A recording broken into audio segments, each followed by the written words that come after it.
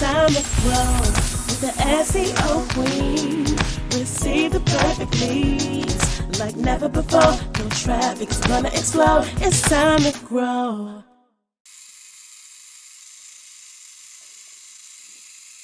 Welcome to the SEO Queen Tech Show, a podcast to help you get more credibility, visibility, and profitability through inspiration, technology, and marketing insight. This podcast is for professionals and entrepreneurs who are looking to get more customers, clients, and patients. We are broadcast worldwide on Shiny Radio, iHeartRadio, and iTunes. But Shiny Radio, always talking about everything from New York City. You can listen to the SEO Queen Tech Show on any mobile phone or tablet device. Also, as a thank you gift for listening to the SEO Queen Tech Show, you can go to seoqueen.com and download the free ebook, 101 Ways to Improve Your Marketing and Sales. So today's topic is all about impact. And my special guest is fellow Long Beach Poly alumni and friend, Chaplain John McClung. He is the founder and owner of I Am a Testimony clothing collection and the chief operating officer of Z7 Net Brace and co-founder of the Kingdom Connection Media Group. He currently resides in Atlanta by way of Long Beach, California.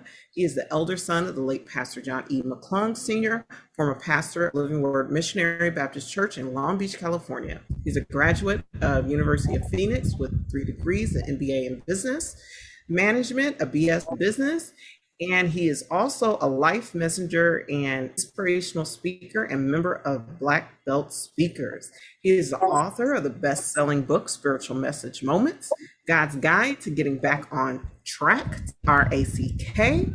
McClung is a 35-year professional in the customer service and leadership industry, trainer and mentor. He is also a highly sought-after speaker because of his ability to engage his audience in topics he presents. His high-powered delivery and dynamic stage presence is one to be fully enjoyed and admired. I want to present to some and introduce to others, none other than my friend, Chaplain John McClung. Man, you're a good hype lady. that was a great intro, even if we read it. But man, it's an honor to be here with you, Z. Thank you for having me on your show and your platform. I'm looking forward to having an amazing conversation with you. Yes. So I have to ask you, what inspired you to become a professional speaker? Was it watching your father preach as a child, or what planted the seed for you? It was preyed on me. One of the things that I found out later in my teenagehood, one of the things that my father did, because my mom had a couple of miscarriages prior to me being born. So my father, had a great conversation with the Lord and said that if he blesses him with the son, he would give him back and he would ask the Lord to call him to preach. So you can't get away from that. No matter what you do, that's a bond. Right. You know what I'm saying? That's a vow and a bond and a promise and a covenant. It's got everything in there. You're gifted. So as much as I tried to get away from it, Z, I couldn't. And I did for a while. I mean, I was like the prodigal son and wanted to do my thing out in the world. And, but I kept my, the balance and foundation sense to not do anything crazy, but I got an opportunity to learn some things that helps me identify with people so that when I do speak and talk and have an opportunity to counsel or, be able to be a sounding board and respond to specific things, even the things we learned at an early age, is more authentic and more transparent. So I really started taking it serious the last probably 6 or 7 years, and really, really serious over the last couple of years, which has given me an opportunity to do some things in the speaking industry. Oh, wow. So, as you, had this calling on your life and, as a preacher's kid, because I'm a preacher's kid too, how has that kind of shaped your approach to, speaking and business? From a speaking dynamic, it really was a second nature type thing because watching it all my life. I've been in the ministry over 50 years. And so, right. Starting early, I've been in front of people since probably 3 or 4 years old, quoting the books of the Bible and all those things, because, right. We always had the Proverbs, the Easter and the Christmas speeches. Hey, teaching Sunday school and Bible study, so right, reviewing the Sunday school lesson. Oh yeah, and then with my father being the pastor, we started the church, so we were the church for quite some time. So there was a lot of things that we learned early, but being in front of people, especially the amount of individuals we had to be in front of at a young age, that removed all the fear, not knowing at that time that we would be doing it, certain things, because my brother's the pastor of my father's church now. So we're still in front of people. So there was a comfort level, but it was like, and then it became your subject matter more than anything. And especially from a business aspect, my father, one of the things that he did for us from a standpoint of presentations and business, he gave us like a 4-step process that just works for anybody in any situation. And so that's been my mantra for years, and it has made it easy to speak and do business. So your father gave you a 4-step speaking formula? Yeah. And when I tell you the presentation formula is so simple, it's have a subject, know your subject, or have a message, know your message, include people in your message, and make sure they leave with something from your message. So if you think about that from a business, you got to have a product, you got to know your product, you got to include people in your product, and they got to leave with something from your product. Oh, wow. I love that. Yeah. I mean, you can't go wrong. And it's what I've used. No, you can't go wrong. It's what I've used for the length of time, that I've, since probably early teenagehood all the way to now. And I teach it more than anything. It's part of one of my training courses, because that's one of the things when people go, when they go in front of audiences, the toughest challenge is having a topic, because they don't know really what to talk about. So you go, sometimes you go and wing it, and that's not going to work. So if you have your subject, you can always do all the research on your subject so that you are an expert in that, at least know it enough to do the other 3 steps. Right. So before we go into, I ask you more questions about how to overcome, challenges in speaking. I want to know, because I remember when you launched I Am a Testimony Clothing line. What inspired you to launch that? Man, Z, we've been around each other a while, and not too many people were there in the beginning, such as yourself, back in the days in Detroit. But, I went through a what I would consider a traumatic relationship experience, AKA divorce, but it was a weird kind of divorce. It wasn't one of them cool ones. And so, one of the things, because I thought it was, kind of a dark time, I had an opportunity to be a co-host on a friend of mine's show at the time at her podcast. And this was like in 2008, 2009, 10, so it was just starting out. And so at the end, I would always say, I am a testimony based on what I was going through. And it really didn't hit me. It was just one of them phrases that just was a good phrase. And so about a year later, the Lord laid in my spirit that, that is your business. That's going to be your brand. And so around 2010, or 9 and 10, I started, wearing a shirt, but I hadn't gotten the design yet. And then the design hit me, and I finally got an opportunity to start in 2011. And for the last 10 years, I've been pushing that brand. I Am a Testimony. It's blessed a lot of people. Oh, wow. That's awesome. So since you've launched that brand, what are some lessons that you've learned about starting and just bringing a product to market? Man, number one, have a product. The biggest challenge is when you start a business, you're only going to start with 2 things, a product or a service. And so, to know that for me, I had to start with a product, but I had service skills. And the interesting thing is not to be fearful of going into something that's laid in you as a passion fearfully, even if you've never done it. I never printed T-shirts or did those things. I had done some stuff at high school, where we did our shirts for seniors and all that. So I've been around it. There were some things that I did early that I really didn't take serious. It was a pastime at that moment. But when I started in the apparel business, I did the research for like 2 years. I didn't sell anything. I just started, I wanted to make sure I had my design. So it was one of the biggest lessons is to do your R&D on whatever it is that you're going into. It's extremely important to do the RD&R.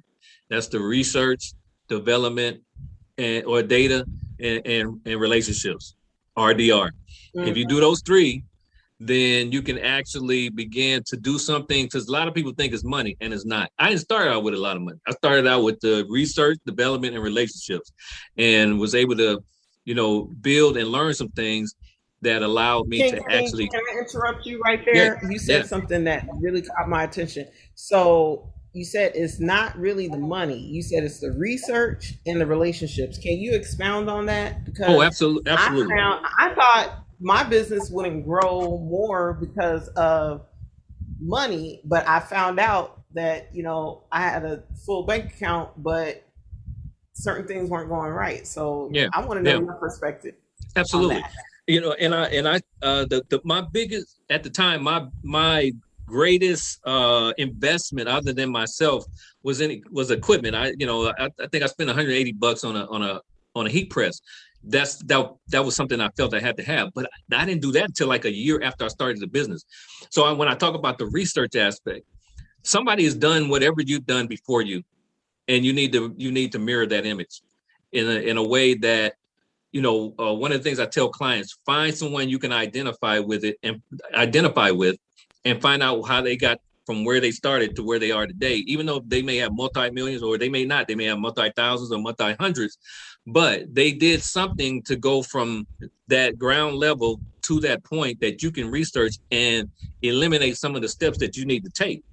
So that ain't got nothing to do with money. You can go online and do that and research somebody that is in the same field you're in.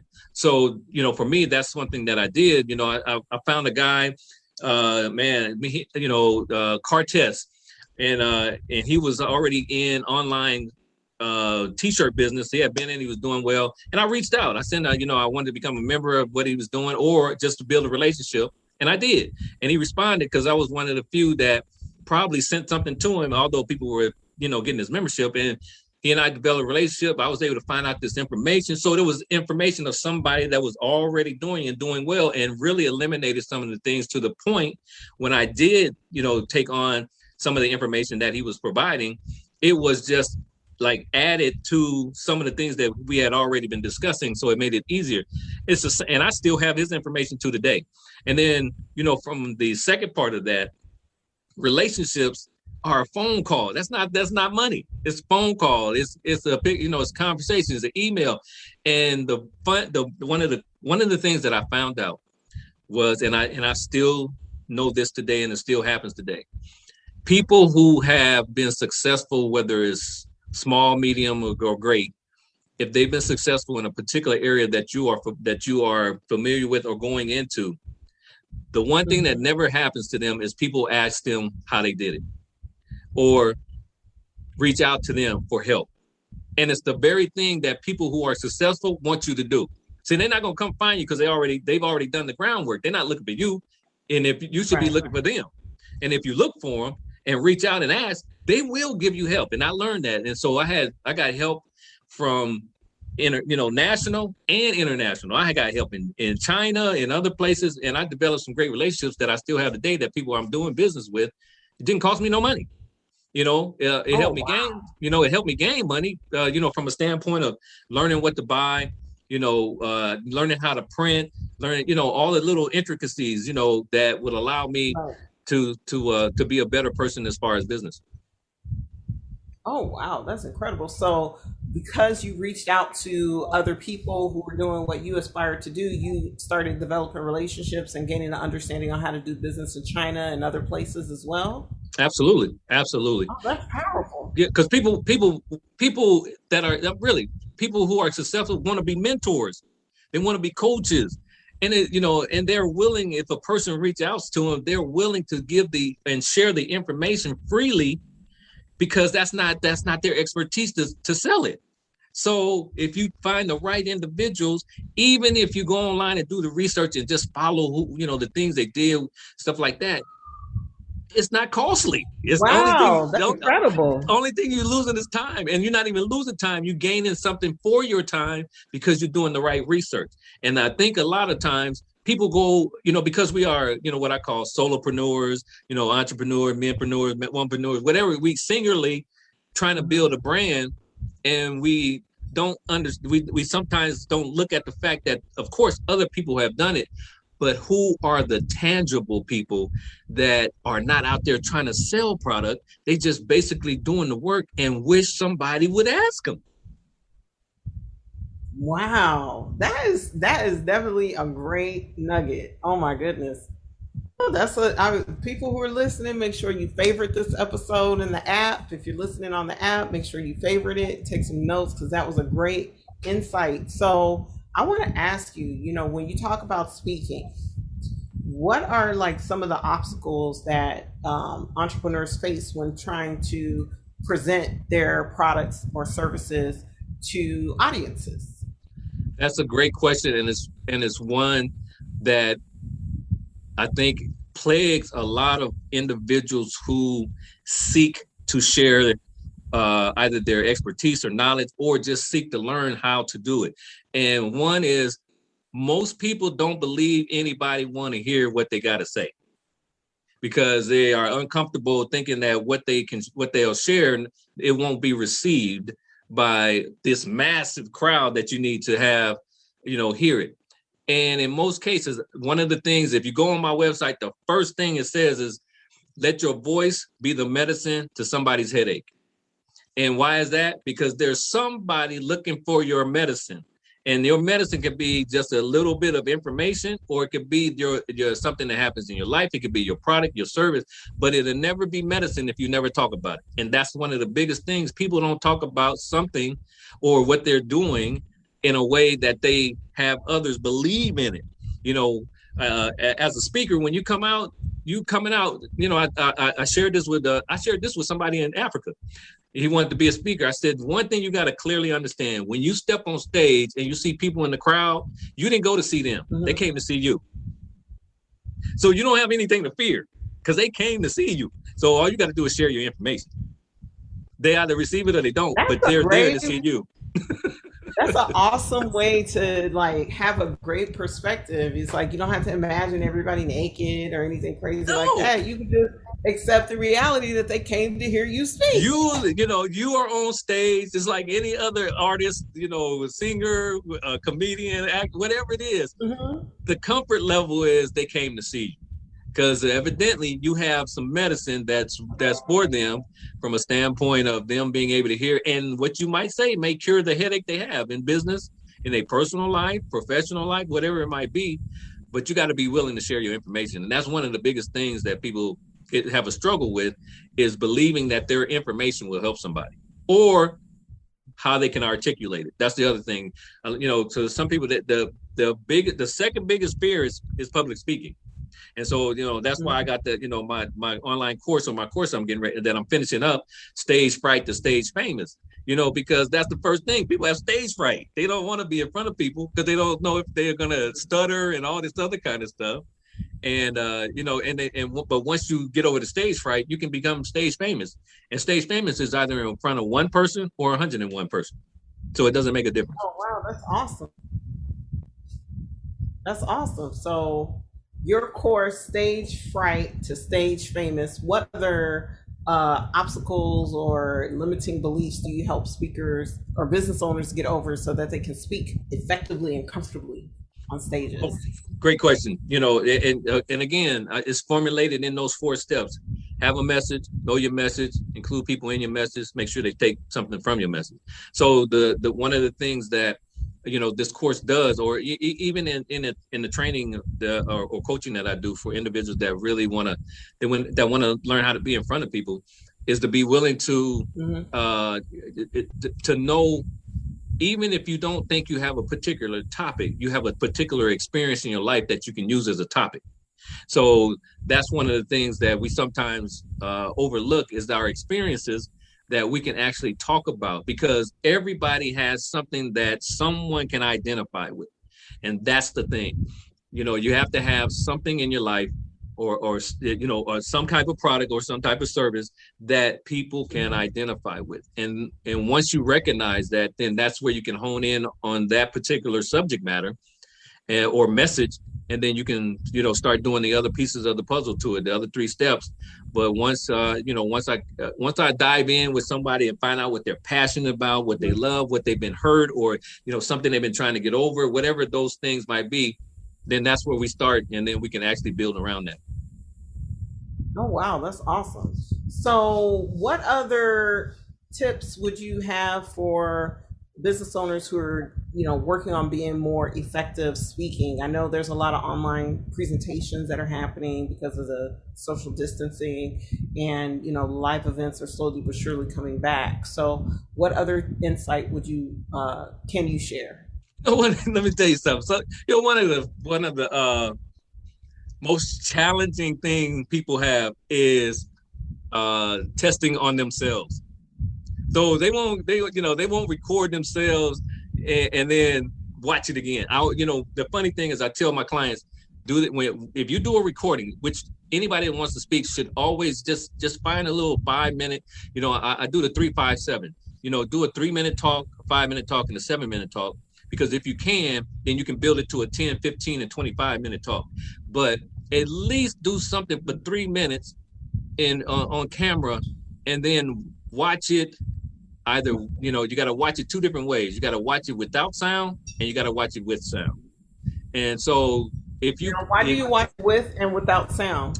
Perfect question. So if you watch it with sound, you get an opportunity to see how you articulate, whether you have a bunch of ands and ums and all that. You're going to have just some every once in a while. But if you have too many, then you can actually hear it.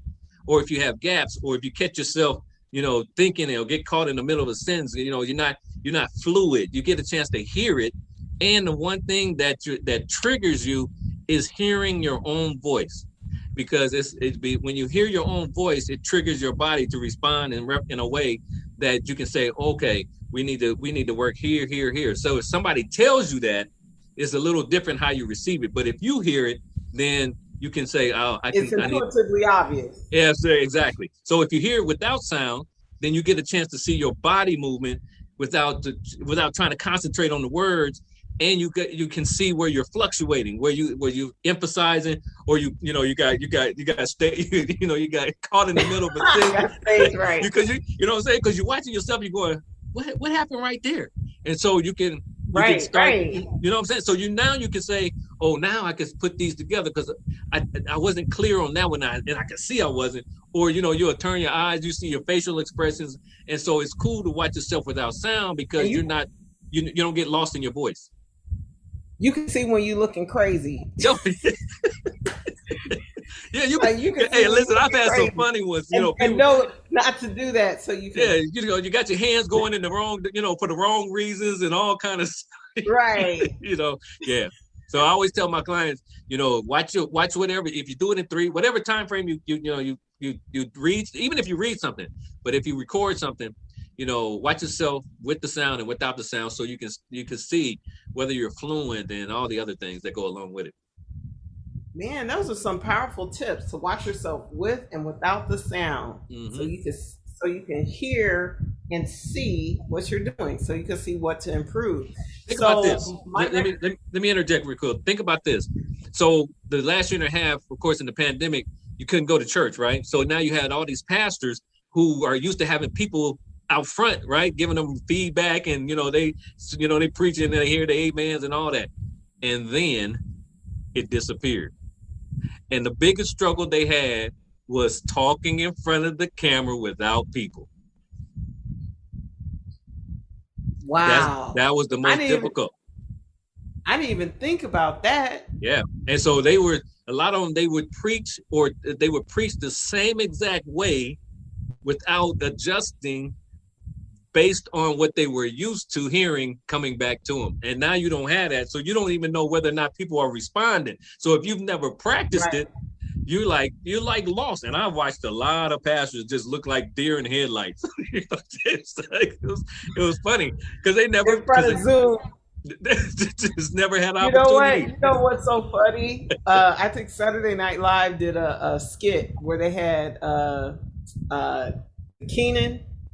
Keenan was a pastor, and they had everybody on Zoom, and everybody was unmuted and would talk. And then he was like, "You need to be quiet. You need to mute." And then when he said, "Now everybody say amen," and everybody was muted, he couldn't hear anything. I thought that was hilarious. So he don't know how to respond and anything. And that, hey, listen, that is so real to watch. Especially like one of the other things, because they had to learn how to stream. The lighting was horrible. They was way back in the back. They was trying to film with a phone and all kinds of stuff. So you know who I saw who did amazing with the live stream sermons? T.D. Jakes. Oh yeah, did you see any of his sermons? He had special effects. He had lighting. But he's been in entertainment. He's been in the movie industry. So he used to be in front of the camera without people, where that was he had a great advantage of doing that, and versus a lot of other ones, they didn't. Well, I know Bishop Jakes. I watched some of his sermons, and I was like he still had an audience. He literally had his sermons choreographed. Yeah, it was so impactful, and I was just like, wow, that is amazing.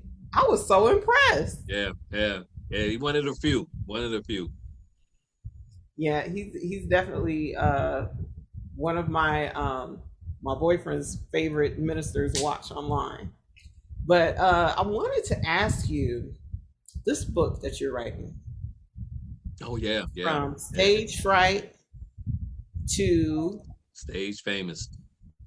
From stage fright to stage famous. Yeah, how to impact your audience for the first time. So I want to know what inspired you to write this book, and when is this book going to be available? Two good questions. All right, so the inspiration of the book. I've been around, I've been around speaking for a long time, but the professional speaking over the last few years, what I've watched, especially for presentations, is the fear of individuals not being taught how to be in front of people. And they have the passion to do it, but they don't have the steps to do it. So they do it, they wing it, they get opportunities. I've watched people get out opportunities to speak because they know somebody and they invited them in. And they just, it looked like it sounded good, but it was, they didn't have the etiquette, because there's etiquette to speaking. And so a lot of times there are moments where you don't have the opportunity to put your hand on someone that can walk you through the process of how to actually go through the speaking from a standpoint of having your speech well-rounded to the point of really overcoming, really presenting it.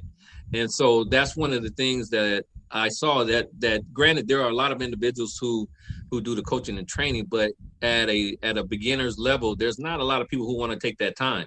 And that was one of the things that I wanted to do, was take the time for individuals, even individuals who are learning a new language, like the English language, that's a form of speaking. So they want to be in front of people or be in groups where they have to articulate. And so that's a way that you can actually do that through speaking. And so, one of the things that I thought was important, especially now, I'm an international speaker. So it's important to know that I've gone through that process, to actually hold people's hands, to say, listen, we can go through this, 4-step process. My module, I think I have 8 steps or 8 modules that go along with it. And it really is simplistic, because to be simplistic as far as speaking is a powerful thing, because it allows individuals to actually connect with you. And that's one of the things that is important when you are in front of people. They need to connect with you in a way, whether it's one or everybody, that they're involved in what you're speaking about, and you want to be able to keep the dynamics as far as them understanding that you're personable, that you can reach out, that you're fun, you have different great stories that can be intertwined. So it's interesting that I'm in the process of finishing that course, and the enemy didn't like me wanting to finish the course because my computer crashed. But I'm looking to have it done by the end of the month.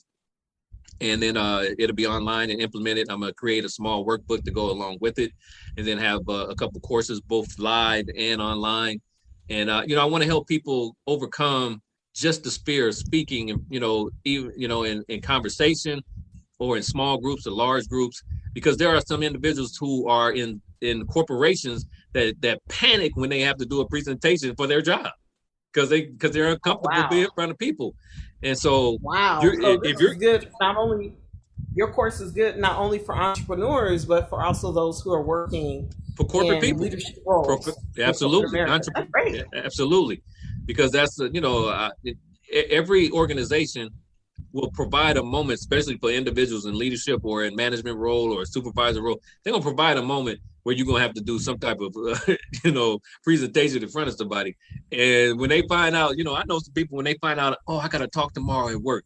Oh man, they can't sleep at night. They don't know, because they ain't confident in how they will present. And that's what I want to eliminate. I want to provide the opportunity, once you get this, this strategy down pat as far as these steps, and then intertwine all the other things that go along with it, that that you can be in front of anybody and be comfortable. Wow, that's incredible. So from stage fright to stage famous. Yeah. That's awesome. So and what's funny, Z, people think stage famous, I'm gonna be in front of a bunch. No, stage famous is the mere fact that you have overcome the fear of being in front of people. That's famous. That's famous for you, because you went from something that you couldn't do to something that you learned to do. And so that takes you from stage fright to stage famous. And if you have an opportunity to get in front of big crowds, then it makes you even more famous. Now, is your book going to address both virtual speaking and in-person speaking? Yes. Yeah. Because virtual, of course, is something that we'll be doing from here on out in some aspect. And it has, become more popular. And it's interesting because that's probably one of the ugliest ones, because people do not have virtual etiquette. So we got to teach virtual etiquette, on how to be in front of that was one of the questions I had for you. Yeah. You said there is speaking etiquette. And I know there's so many things I do naturally that I take for granted. So what are some things that people who grew up, like I grew up speaking in front of people. Right. And so I know before I launch into whatever I'm speaking, I acknowledge the house in which I'm speaking before I launch into it. So I know that's one etiquette. So what are some other etiquette tips that you can share with us? Absolutely. There's such a thing as protocols, especially depending, for those of us like yourself who have probably spoken in church, there's protocols. When I was overseas over the a week or so ago, there was protocols because you have to acknowledge, they have dignitaries in certain aspects. So, there's a way where you don't have to say all the names. You could say, one of the things we learned, all protocols are observed, so you can actually go right into whatever you're going to speak on. And so, you really have to understand what environment you're in, when you are going to speak. If it's a corporation environment, you want to make sure from an etiquette standpoint that you're dressed right, that you have the correct appearance for that situation. You want to make sure you have the correct subject matter for whatever you're going into as far as what you're speaking on. And you got to be comfortable in that subject matter. You got to have some etiquette as far as your time. Time is one of the biggest etiquettes. If you got, 10 minutes to make an impact, don't take 12, because that ain't good, because you won't come back. Forget what you said in that first 10 if you go over. Yeah, right. Try to catch up. Right. So, there's probably about, there's multiple, but there's 4 or 5, areas that are extremely important. And I would say, appearance and time are probably 2 of the top. And then, you're making sure that you are on point with your subject matter. And then also making sure you include people in your, the audience in your speech. That's an etiquette, because you don't want to make it seem like you're just talking at them and, and things like that. You want to be able to include certain things, even if they, say something to each other or repeat something back to you. That's a speaker's etiquette, to include their audience. And so, that is important. And it's interesting because it could be one person one-on-one as your audience, and you include, because you ask a question to them that they can respond back. That's inclusion. You're cognizant of how much time you're spending and talking with them. And then one of the things that you really don't want to do is you don't want to put nobody to sleep. You want to have some excitement in your, in the presentation, and you want to let your personality be the excitement for people. They want to be able, like, man, I'm glad. Woo! I have to tell you, I don't understand any speakers in this day and time who don't want to put some excitement in their presentation. You have to bring the energy. That is critical. But it happens. It happens because their personality is not like that, and they think that is cool. Just big, nah. You got to have some juice on you. You have to put some, in music where we say put some stank on it. Put some energy into it. Put some, give some people something to perk them up. Hey, listen, when I spoke overseas, I came in on my theme song, and my theme song is banging. Testimony is man. It was the first time I played it overseas, of course, and they like jumped out their seats. I'm dancing on stage. It's like, so they were already hyped. Jumped out of their seats. Yeah. Oh, that's awesome. Yeah. As soon as that first 16 bars hit, as far as the music, they was dancing, and I'm up here dancing on stage. I come in, I'm throwing shirts in the crowd and all kind of stuff. So, and it changed the whole atmosphere because I was the only one out of the 10 that had on our team that had music that its own theme song. So it changed the whole atmosphere, and that's what you want to do as a speaker. You want to come in, impact, and change the atmosphere. You know what? I think that is a great tip, because I think music is so important. And I just love my theme song. I don't know if you've heard it, but I'm gonna play it for you. Okay. It's time to grow with the SEO Queen. Get visibility like never before. The traffic's gonna explode. It's time to grow with the SEO Queen. Receive the perfect leads like never before. The traffic's gonna explode. Do you come on? Do you come in on that? Say that one more time. Do you come in on that? You know what? I do. I did during my conference that I just had. Oh, absolutely. I used that song during the conference. But this is. I'm glad you mentioned that your song, because how can speakers integrate music into their presentations for more impact? They got to have music first. A lot of them. You know what? A lot of times we're not that creative, because we don't believe that we can infuse it in what we're doing. My thing is, if your topic matter connects with, your song connects with your topic matter, which being is SEO Queen. Mine is, testimony is, there's a testimony in you, so that it coincides with my topic matter. And a lot of times we can't find something, or we don't find something, or we don't create something that allows us to blend what we speak about with entertainment or the music that goes along with it, as far as a theme song. But if you did, how cool is it to come in on your theme song and your theme song is hit? Right. You know what I'm saying? And the thing that was crazy is that the moment that happens, guess what? Everybody gonna want a theme song, especially if you're a speaker. And that's what happened when I did. They was like, man, I got to get a speak. You mean you came in on your theme song? Yes. And so, that's where music will come in. And that is one, of course, we know that is one area where everybody connects. Music connects everybody. And so to be impactful or impressive of having a theme song, man, that changes the game. Yeah, it is a game changer. So what final thoughts would you want to leave with our listeners about from stage fright to stage famous and being impactful when giving a presentation, either virtually or in person? Great question. Well, great ending. One of the things that I shared with in my last presentation overseas, there's several things that an individual can do, and they can actually make an impact, not only on their life, but other people's life. One, they got to have a desire to do something. If you want to speak or start a business or whatever it might be, and you got to have the desire to do it, because if you don't, you'll be stuck in the blocks where you're trying to start from. You'll never move, because you don't have a reason to move. So you got to have a desire to do something. Then you got to decide to do it. Once you make the decision, then things start activating, because you don't have any excuses.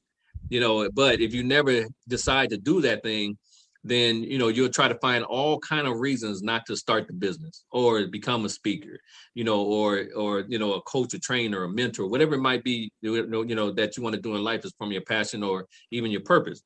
Then, you got to dedicate yourself to it, because a lot of times, even when we decide, we never dedicate ourselves, we never commit. And then something comes up and slows you down or becomes an obstacle, you give up or you quit, because you really didn't understand that the dedication part is one of the most important parts of moving forward in whatever it is that you choose or you're passionate about.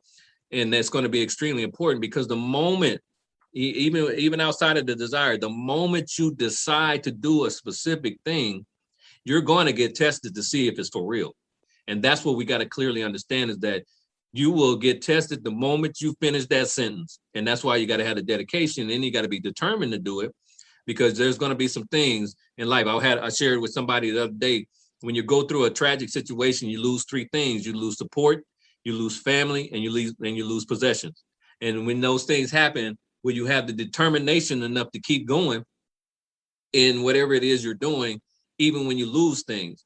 And then, lastly, you got to deliver on it. You got to be able to deliver on what you desired to do, what you decided to do, what you dedicate yourself to do, what you were determined to do. And then when you begin to see yourself deliver on it, it comes with great benefits, it comes with great promises, it comes with a lot of pluses, because you've gone from step 1 to step 5. And granted, it could be a bunch of other things. You could put discipline in there and all that kind of stuff. But these 5 things I would share with individuals, because you will never become a deliverer if you never have a desire. You will never become a deliverer if you never decide to do it. You will never become a deliverer if you don't dedicate yourself, and you'll never become a deliverer if you're not determined to do it. And so those things, I think, are important in people's lives, to be one that desires to do something and get to the point where you can deliver on it.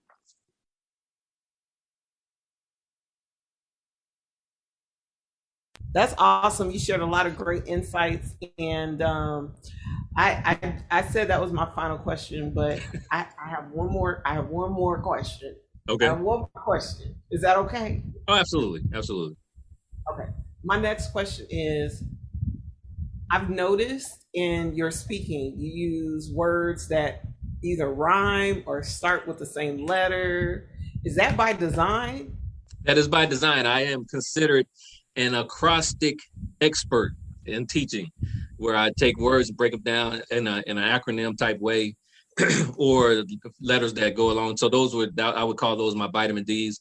But yeah, I'm an acrostic teacher, and I'm an expert in it. It's something that I practice, especially with my video series that I do. I've been doing it for 5+ years.